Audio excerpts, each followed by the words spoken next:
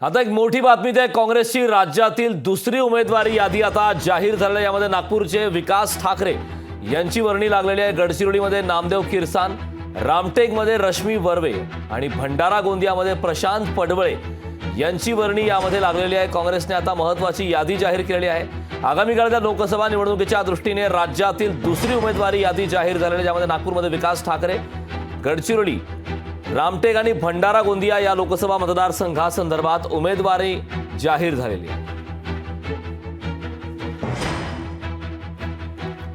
काँग्रेसची राज्यातील दुसरी उमेदवारी यादी जाहीर झालेली आहे। अत्यंत महत्त्वाची आणि मोठी अपडेट आहे, ज्यामध्ये नागपूरमधून विकास ठाकरे, गडचिरोलीमधून नामदेव किरसान, रामटेकमधून रश्मी वर्वे, भंडारा गोंदियामध्ये प्रशांत पडवळे यांच्यासाठी आता यांची वर्णी लागली। अत्यंत महत्त्वाची अपडेट आहे। आगामी काळातल्या लोकसभा निवडणुकांच्या दृष्टीने काँग्रेसने आता आपली यादी जाहीर केली आहे। अद्याप भाजपची यादी बाकी आहे। महाविकास आघाडीमध्ये जागा वाटप अद्याप प्रलंबित आहे। काही मतदारसंघात अद्याप पेच आहे, त्याबाबतची स्पष्टता आलेली नाही। मात्र तरी देखील आता काँग्रेसकडनं याबाबत काही मतदारसंघात उमेदवारी जाहीर झालेली आहे।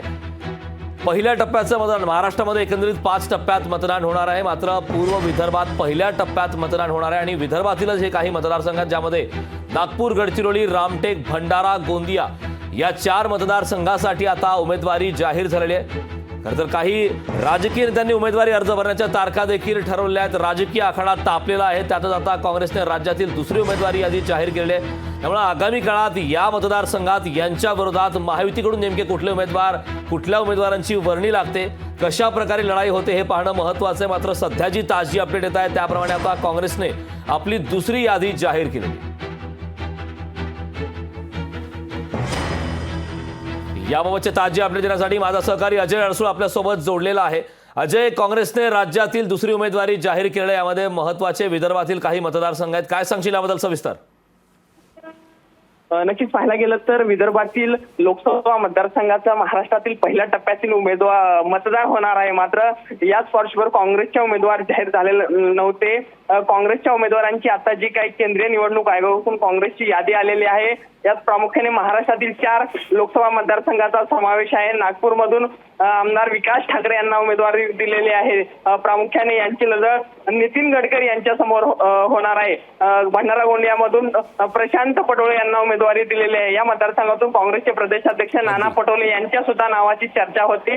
मात्र नाना पटोले कुठेतरी निवडणूक लढवण्यामध्ये अनुत्सुक होते, त्यामुळे काँग्रेस या ठिकाणी प्रशांत पटोळे यांना उमेदवारी दिलेली आहे। याचबरोबर गडचिरोली मतदारसंघातून नामदेव किरसान यांना उमेदवारी दिलेली आहे।